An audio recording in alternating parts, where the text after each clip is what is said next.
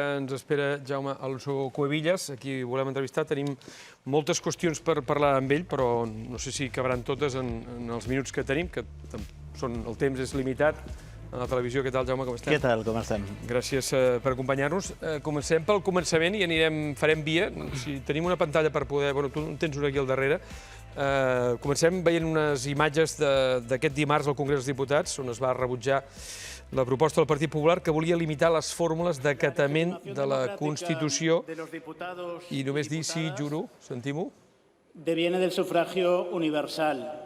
Así lo impone el más elemental sentido común democrático y así lo ha dictaminado recientemente el Tribunal de Justicia de la Unión Europea, que con buen criterio ha dicho, como ya se ha puesto de manifiesto, que los ciudadanos y ciudadanas escogen a diputados y diputadas, no a candidatos a diputados o diputadas, solo en el caso de que superen determinados formalismos anacrónicos. Por tanto, vamos a votar que no a su propuesta, señor Rojas, pero le agradezco que nos haya dado la oportunidad para poder subir a esta tribuna y desde el más estricto acatamiento de la Constitución poder acabar mi alocución diciendo «Visca Catalunya lliure». Muchas gracias.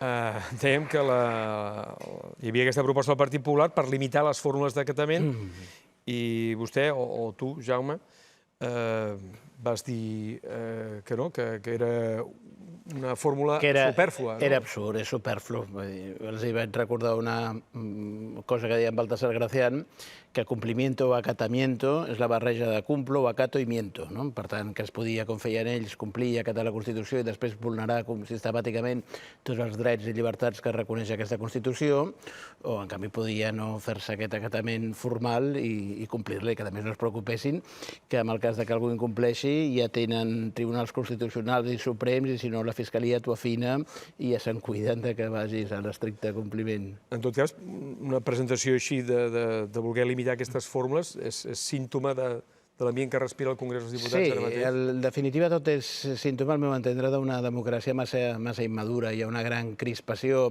Una de les sorpreses que tinc del Parlament, potser per ingenuïtat, és que allà no hi ha cap debat, allà són successió de monòlegs. Cadascú surt a fer el seu monòleg i cadascú porta la resposta escrita allò que encara no s'ha dit i, per tant, és tot plegat un circ que es va... No té cap sentit, no? També en aquesta intervenció deies que Oriol Junqueras acabarà tenint reconeguda la seva condició d'eurodiputat. Ahir l'exvicepresident denunciava el president del Parlament, David Sassoli, per no reconèixer la seva immunitat. Realment creus que hi havia? Sí, tard o d'hora és una qüestió de sentit comú. El Tribunal de Justícia ja ho va dir, que això que hem sentit ara el petit tall, que els ciutadans escollim diputats, no projectes a diputats, i per tant qualsevol limitació que es vulgui imposar no té sentit. El que passa que Europa és un motor dièsel, la justícia europea té massa requisits per posar-se en marxa i potser triga una mica, però estic convençut i desitjo que així sigui, que l'Oriol Junqueras, el vicepresident Junqueras, serà eurodiputat ben aviat. També Carles Puigdemont i Toni Comín han picat, han recorregut al Tribunal General de la Unió Europea, al Tribunal de Luxemburg, per la seva inicial prohibició, que no el reconeixia com a eurodiputats el mes d'octubre, ni tampoc la seva immunitat. No sé si és una manera de començar a pensar en el recurs al suplicatori. Tot és una estratègia conjunta, no? Aquí del que es tracta és d'evidenciar que l'estat espanyol, malgrat que formalment és una democràcia amb separació de poders, a la pràctica no respecta les garanties elementals més mínimes, ni en matèria de rule of law ni en matèria de respecte democràtic. I això es tradueix en moltes coses i, per tant, no desaprofitem ocasió i ens donen moltes per posar-ho de manifest. En aquest cas va ser el Suprem, per exemple, qui va demanar el suplicatori, que no s'hauria... Sí, fan malament, perquè a sobre, com que van atabalats i és un cas que els desborda i no es miren prou bé les coses. Ahir també et van veure davant l'exministra Dolores Delgado, fiscal general de l'Estat. Passava, no sé si no era ben bé un examen davant dels diputats. No, és una altra cosa absurda, perquè el sistema de nomenament és el que es diu una discrecionalitat reglada i, per tant, encara que es diu que va allà que valorem els seus mèrits, després tampoc votem. Per tant, no vaig anar a valorar res, sinó que vaig limitar-me a fer-li una sèrie de reflexions que esperem que tingui en compte... en el seu moment. Escoltem l'exministre que considera justament que el seu passat com a ministre l'enforteix. El hecho de haber desempeñado el cargo como ministra de Justicia debe entenderse no como una debilidad, sino como una fortaleza. Su propuesta está tan vinculada al pacto entre el Partido Socialista y la Esquerra como el aguijón a su veneno. Ya no le llame Fiscalía General del Estado, llámele Fiscalía General Socialista. Queremos que se abra una nueva etapa y que se mantenga alejada de las presiones políticas y mediáticas. Sea valiente y devuelva a la Fiscalía donde siempre ha tenido que estar. Deberíamos evitar es que la Fiscalía se erigiera en un elemento obstativo en la consecución de esta solución política. Pueden no confiar en esta candidata, pero confíen en el sistema. Obstativo. Impeditivo, que és a dir, els deia, és normal que els fiscals, els jutges tinguin la seva ideologia perquè són ciutadans, però aquesta ideologia no ha d'incidir en els assumptes que porten. I tan greu és si actuen en funció de la seva ideologia com si ho sembla, i a més jo crec que és que hi actuen, o com a mínim ho sembla moltíssim. I per tant deia, així com en matèria de corrupció vostès han d'actuar, els fiscals que vostè dirigirà han d'actuar de forma neutral i sense favor a l'amic, a aquest no li miro el màster i a l'enemic li vaig amb més contundència, dic que amb el tema del procés el que han de fer és no ficar-s'hi, perquè la solució ha de ser política i per tant que els fiscals no impedeixin que puguem arribar a solucions com estem veient, per exemple, tot el tema dels permisos penitenciaris, amb un parell dels fiscals de sala en Zaragoza i en cadena fent declaracions preocupants. Ara hi anirem perquè justament volia preguntar això, quin marge té la fiscal general de l'Estat per contribuir a aquesta desjudicialització de la vida política quan veiem això, un dels 4 fiscals del judici del procés? Formalment en té. La Fiscalia és un cos unitari, jerarquitzat, centralitzat. Fixem-nos en la terminologia fiscal general, tinent fiscal, l'abogado, és a dir, el fiscal general pot donar instruccions generals, que són les circulars, o instruccions particulars. El fiscal general de l'Estat pot trucar al fiscal del poble més petit i dir-li, amb aquest assumpte fes això, fes l'altre. Si l'altre està conforme, pot elevar-ho la Junta de Fiscals. Per tant, coses pot fer. El problema que l'anterior fiscal delegada va intentar amb els 4 fiscals de sala del Suprem, de la sala segona, i no li van fer ni cas, la van ningunejar, no va poder quadrar-los i per tant haurà de tenir una barreja de mà esquerra i dreta, haurà de saber imposar la seva potestas, però intentar tenir autoritas també. Doncs no, això que et deia, que Javier Zaragoza, per exemple, publicava un article ahir al Mundo en què suposa rebaixar les penes per decisió del Codi Penal. Sembla que aquesta és una reforma que està en portes. Suposa tot. Proposa nous delictes. Proposa introduir 2 delictes nous. Convocatòria il·legal de referèndums i desobediència reiterada. Sí, però sense despenalitzar els antics. Suposa castigar-ho tot, que no puguin haver-hi permisos penitenciaris, que el que s'està fent amb els presos polítics és el que es fa amb qualsevol pres. És que no hi ha presos amb condemnes de 9 anys que de seguida se'ls aplica el 100.2. Perdoni, però és que normalment, per estadística, els presos de condemnes llargues són per un altre tipus de delictes, no són gent amb estudis, amb carreres universitàries, per posar un exemple, no tenen un arrelament, no tenen... És a dir, que les circumstàncies socials són molt diferents, també. Però sobre això, ja que esmentes els presos, sobre l'aplicació de l'article 100.2, hi ha el fiscal de Barcelona, la Fiscalia de Barcelona, en el cas de Jordi Cuixart, va dir que presenta importantes distorsiones cognitivas. Sí, que no está curado, que va dir en definitiva que no está curado de su independentismo. Puesto que niega el caràcter delictiu. Ser independentista no és delicte, i això a més ens ho repeteixen, però després t'acaben condemnant per ser independentista forçant la lletra del Codi Penal dient coses que no quadren amb els tipus penals. Encara sobre Jordi Sánchez, la Fiscalia també diu que les tasques de voluntariat que pot fer no encaixen en el programa de tractament que necessita. Però que necessita per què? Per deixar de ser indepe? Vull que li han de fer un tractament electroxocs o què és el que li han de fer? És que no té cap sentit el que estan dient. Aquesta qüestió, però en tot cas, tu creus que s'aplica bé el 100.2? Sí, jo crec que, i així ho he manifestat, que el que s'hauria d'haver aplicat era el tercer grau de forma imminent. La legislació ho permet, ho permet sense haver complert. Hi ha un article que diu encara que no s'hagi complert la quarta, en castellà, la quarta part de la condemna, es procedirà l'aplicació de la classificació del tercer grau sempre que porti prou temps a la presó, com que han tingut presons preventives llargues ja ho tenen, i es donin una sèrie de circumstàncies que es donen sobradament. El problema és que hi ha una lupa posada sobre aquest assumpte i aquest assumpte no s'està tractant amb normalitat, s'està tractant amb una duresa, és a dir, amb unes ganes d'infligir càstig. I això, per exemple, citaves el Javier Zaragoza, que és un fiscal teòricament progressista. Quan vas amb els conservadors, si aconsegueixes veure la diferència, és preocupant. I en aquest cas, creus que arribarà al Congrés de la mateixa manera que ha arribat això de... Sí, el Suprem, pel Pedro Sánchez, el president Sánchez i el govern del PSOE, el govern de coalició, el govern del PSOE especialment, és una qüestió de supervivència.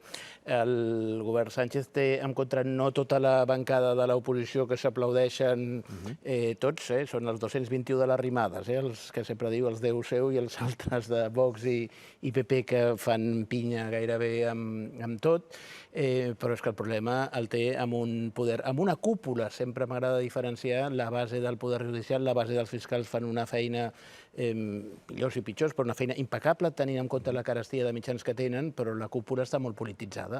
I llavors aquesta cúpula, que també es tracta amb molta duresa l'independentisme, també van contra Pedro Sánchez i no li posaran fàcil ni al Constitucional, amb les impugnacions que Vox sol ja pot dur a terme, ni el Tribunal Suprem, ni la Sala del Contenciós li posaran tot el tipus de dificultats des de tots els òrgans de l'Estat. La dreta mediàtica, que també és molt potent, hi ha molt de soroll, molta tensió a Madrid. De l'anunci de modificació del Codi Penal, què n'esperes? Què n'espereu? Tindrà efecte pels presos polítics ara mateix? Jo espero que siguin valents. I les intervencions que he tingut també el dia, ha sigut setmana intensa. El dilluns la vaig tenir amb el ministre de Justícia, amb qui he tingut ocasió també de departir privadament. Els deia que siguin valents i que a més li donava un argument. Dic, tots aquests, assenyalaven les bancades de la dreta, és que protestaran igual, bordaran igual, facis o no facis, i per tant sigues valent i fes. Perquè ara volen però no s'acaben d'atrevir, tenen por a les reaccions, estan massa preocupats pel teorema de la manta, si em tapo el cap, destapo els peus són Andalusia i Extremadura, perdo vots en allà. I el que haurien de fer és eliminar la sedició completament, eliminar perquè Alemanya, per exemple, no és delicte des de l'any 70, els tumults amb violència, però amb violència preordenada, convocar incitar un aixecament tumultuari violent. A França o Itàlia, que sí són delictes quan tenen aquesta connotació de violència instrumental i preordenada, estan castigats amb una pena d'un arrest d'un any, però aquí que són delictes contra l'ordre públic, i dintre dels delictes de l'ordre públic n'hi ha alguns que arriben fins als 6 anys, l'atemptat, la desobediència, la resistència violenta, no té cap sentit. Però és que haurien de modificar també, haurien de derogar no només el delicte de sedició, sinó el delicte de malversació sense apropiació. Fins a l'any 2015, l'últim del Rajoy, l'únic delicte de malversació que hi havia era amb apropiació. Això és delicte de tot arreu. Si administro calés públics i me'l foto a la butxaca, òbviament és un delicte de corrupció. Aquí diuen que el delicte de malversació per administració desleal és que el pressupost que tinc per comprar gots el gasto en comprar cadires.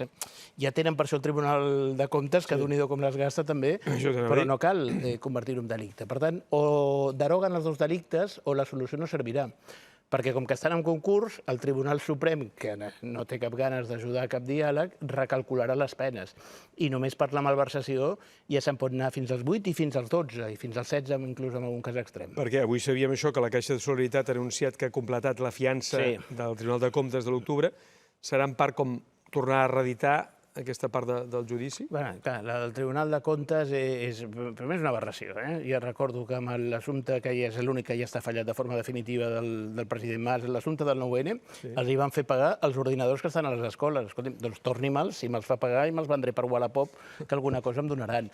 Aquí han fet pagar les obres del centre aquell de premsa que no es va fer servir i que es va acabar amb una partida aprovada pel govern del 155. Els hi fan pagar. A més, ens han fet afiançar el Tribunal Suprem, el jutjat 13, ho tenim triplement afiançat. Per cert, recordo que abans que fossis diputat, diríem, quan era normal. Quan entrevistàvem, avui també t'entrevistem com a advocat perquè segueixes sent advocat, no? Sí, naturalment. Segueixes exercint. Segueixo sent advocat, és el que m'agrada, és on em guanyo la vida, i a més perquè vull tenir la llibertat, la tranquil·litat de que en qualsevol moment puc tornar al meu despatx. No ho necessito, vull dir, no... No, però recordo que parlàvem molt dels recursos que acceptava el Constitucional, que després, amb uns límits, a més, per Fa sobre... la trampa, ens ho admet tot a tràmit, i no només ho admet a tràmit, sinó que declara d'especial trascendència constitucional, la qual cosa l'aboca al ple per evitar que si per sorteig toca una sala, dic a veure si tinc la mala sort que em toquin dos díscols i encara ho perdi, no? I una vegada ho han admès a tràmit al cap d'un any i mig això, deien, no, és que esto era inadmissible. Primer l'han admès dient especial trascendència constitucional i després ja no el desestimen, l'inadmeten. Vam saber fa un parell de setmanes, que a través d'una notícia de l'agència Europa Press, que el Constitucional tenia això una estratègia establerta que consistia en admetre a tràmit tots els recursos dels presos polítics per impedir-ne... Era evident, això jo havia denunciat aquí, sense tenir el reconeixement explícit per part d'algú com ara hem tingut, ho havia denunciat aquí fa molts mesos. I això, les defenses dels presos ho poden... Tenen alguna instància on denunciar aquesta praxis? Sí, però el que passa que la justícia espanyola s'acaba a Espanya i, per tant, tot té vocació i transcendència d'anar a tribunals internacionals. I a banda de l'estratègia estrictament jurídica, l'estratègia jurídica no ens durà la independència, però l'estratègia jurídica que ens produirà, ens ha donat i ens seguirà donant grans èxits polítics, contribueix també a crear un clima a l'àmbit internacional, un clima molt favorable, perquè tot això que aquí desprecien tant el comitè del grup de detencions arbitràries de drets humans, totes aquestes institucions i associacions i organismes que s'han anat posicionant, això té molt de pes a l'Europa democràtica. Avui però hem vist també que la jutgessa que duia la investigació pel desplegament policial de 7 hores davant la seu de la CUP a Barcelona, sense ordre judicial, ha tornat a arxivar el cas, diu que en tot cas era una actuació legítima. Ho he dit alguna vegada, també la justícia se la representa com una dona cega perquè mira el fet objectivament sense preocupar-li qui és a qui està jutjant, no? A Espanya això no va així. A Espanya es mira primer qui està jutjant i en funció de qui estigui jutjant pel mateix problema jurídic diré doctrina Botín o doctrina Tutxa, o doctrina Infanta un altre cop en funció de la persona. Per això jo he dit alguna vegada, algú s'ha enfadat, però és que ho penso així, que a Espanya la justícia no és que sigui cega, és que està cegada perquè està cara al sol. I llavors, com que està cara al sol i està cegada, en funció de qui estigui jutjant, faltaria més que no es pugui assetjar la CUP sense manament, que no s'hagués fet això que no s'hagués fet amb Vox, que per descomptat que llavors sí seria delicte. Escolta, dius que fas d'advocat, de fet, duies la defensa de César Puig. Sí, la defensa de César Puig. El judici de la cúpula d'Interior, que no sé si el segueixes, aquest judici. Sí, el segueixo estant en contacte amb ell. Ara el judici l'està portant el Fermín Morales, un excel·lent advocat. Tot és injust, dir que és més injust, la injustícia infinita no hi ha res per sobre de l'infinit, però en el cas del César Puig a sobre és que ell no podia ni obeir, ni desobeir, ni donar, ni deixar de donar ordres perquè ell no està a la cadena de comandament. No han entès a Madrid que l'estructura d'un departament com el d'Interior és diferent a la del Ministeri de l'Interior i que el secretari general té unes funcions tècniques transversals d'assessoria jurídica, contractació, pressupost, però que no és comandament, no és el secretari d'Estado d'Interior.